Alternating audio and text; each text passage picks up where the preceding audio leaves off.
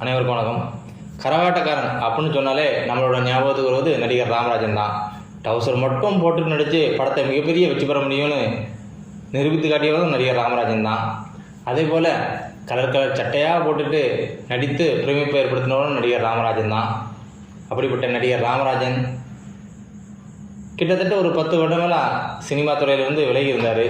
Cinema துறை மட்டும் இல்லைங்க, சொந்த வாழ்க்கை, அரசியல் எதிலுமே தோல்விமுகமாக தான் இருந்தார் ராமராஜன். அப்படிப்பட்ட ராமராஜன் கிட்டத்தட்ட 10 வருடத்துக்கு பிறகு சாமானியன் என்ற படத்தின் மூலம் ரீஎன்ட்ரி கொடுத்தாரு. பொதுவாக சினிமா விமர்சனம் சரி, திரைப்பிரபலங்கள் என்ன சொன்னாங்க, அலானப்பட்ட நடிகர் நடிச்சே படம் போட மாட்டாங்க, ராமராஜன் 70 வயசுக்கு பிறகு என்னத்தை சாதிக்க போகிறாரு, மக்கள் தியேட்டருக்கு வருவாங்களா அப்படின்னு ஏகாத்தலமாக பேசிக்கிட்டு இருந்தாங்க.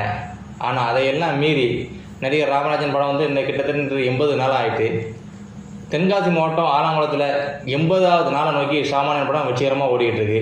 சாமானியன் படத்தோட கதை என்னென்னா, அதிகமாக பேங்கில் கடன் வாங்கிட்டு நடுத்தர வர்க்க மக்கள் படுத்த கஷ்டத்தை தான் ராமராஜன் திரையில் காமிச்சிருப்பாப்புல.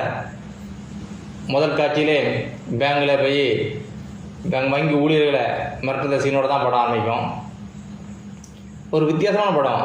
கரகாட்டக்காரன் ராமராஜன் நினச்சிட்டு போனோம்னா எதிர்பார்ப்பே பூர்த்தி ஆகாது. அந்தளவுக்கு ஒரு வித்தியாசமான படத்தில் ராமராஜனை நம்ம இந்த சாமானியனில் பார்த்துருந்தோம். ஆலாங்குளம் தியேட்டரில் 75 நாள் கடந்து 80 நாளாக ஓடிக்கிட்டு இருக்கு. இருந்து என்ன தெரியுதுன்னா, ராமராஜனை மக்கள் மறக்கலை, நீங்கள் எப்படி இருந்தாலும் எங்கள் மக்கள் நாயகம் தான், எங்கள் கிராமத்து நாயகம் தான் அப்படின்னு ராமராஜன் மேலே அவ்வளோ அன்பாக தென் மாவட்ட மக்கள்லாம் இருக்காங்கும்போது ஒரு பிரமிப்பாக தான் இருக்குது. இப்படியும் ரசிகர்கள் இருக்காங்களா ராமராஜன் மேலே அப்படின்னு. ஏன்னா நம்ம ஆலங்குளம் தியேட்டரில் பார்க்கும்போது மக்கள் வேன் பிடிச்சிட்டு வந்து பார்த்துருக்காங்க, மினி பஸ்ஸில் வர்றாங்க. இது வேறு விஜயஜித் படத்துக்கு கூட இப்படி ஒரு க்ரௌட், அதாவது மக்கள் நம்ம பார்க்கல, அவ்வளோ ஆரவாரமாக வந்துட்டு இருக்காங்க. 80வது நாள் இன்றைக்கி போயிட்டுருக்கு. இன்றும் அவ்வளோ கூட்டம் இருக்குது.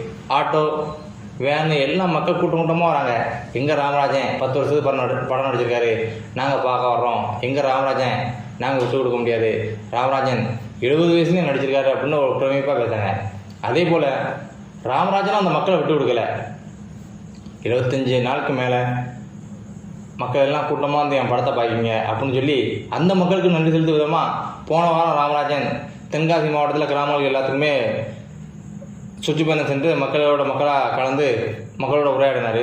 அதே போல் நேற்றும் ராமராஜன் தென்காசி மாவட்டம் ஆலங்குளத்துலேருந்து அடைக்கப்பட்டனம், பாவசத்திரம் சுற்று வட்டார மக்களில் சந்திச்சிருக்காரு. அவங்களோட உரையாடினார். அந்த மக்களும் ஆர்வமாக ராமராஜன் அவங்களோட சொந்தக்காரங்க போலவே கூட்டிகிட்டு போய் அவங்க ஒரு கோயிலில் சாமி கும்பிட சொல்வது, பூ தூவி வரவேற்பது, இவ்வளவு அந்யோன்யம் ராமராஜனுக்கும் ரசிகர்களையும் எப்படி உருவாச்சுங்கிறது தான் நம்மளோட $1 மில்லியன் கேள்வியாக இருக்குது.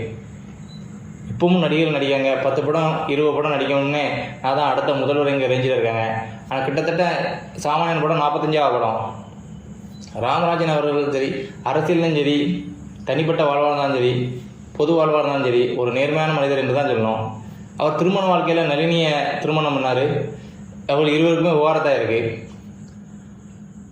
அப்போ விவாகரத்து வழக்கு நடந்துகிட்டு இருக்கும்போது ஒரு நிருபர் போய் கேட்டிருக்காரு, நளினி உங்கள்கிட்ட விவாகரத்து கேட்காங்க, நீங்கள் என்ன நினைக்கிங்கன்னு.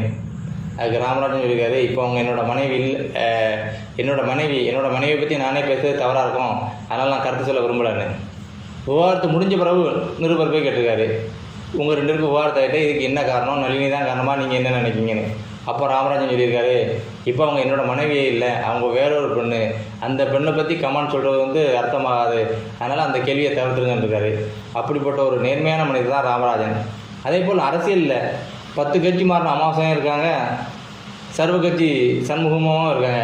ஆனால் ராமராஜன் எம்ஜிஆர் விசுவாசியாக இருந்தார். அதே போல் ஜெயலலிதா விசுவாசியாக இருந்தார். ஜெயலலிதா அவர்கள் ராமராஜனுக்கு ஒரு முறை எம்பி பதவி கொடுத்தாங்க. அதுவும் ஒரு 30 நாள்லேயே 1 வருட காலத்திலே வாஜ்பாய் தலைமையிலான மத்திய அமைச்சரவை காலியாகும் போது ராமராஜனே எம்பி பதவி காலியாகிட்டு, அதுக்கு பிறகு அரசியலில் அவருக்கு சொல்லிக்கொள்ளும் முடிவான எந்த பதவியும் கொடுக்கல. ஆனாலும் ராமராஜன் அவர்கள் எந்த ஒரு அரசியல் கட்சியும் செல்லாமல் அனைத்து இந்திய அண்ணா திராவிட முன்னேற்ற கழகத்திலே தொடர்ந்து பயணிக்கார். இப்படிப்பட்ட நேர்மையான மனிதர் தொடர்ந்து சினிமாவில் நடிக்கணும், பொது வாழ்க்கையில் இருக்கணும்.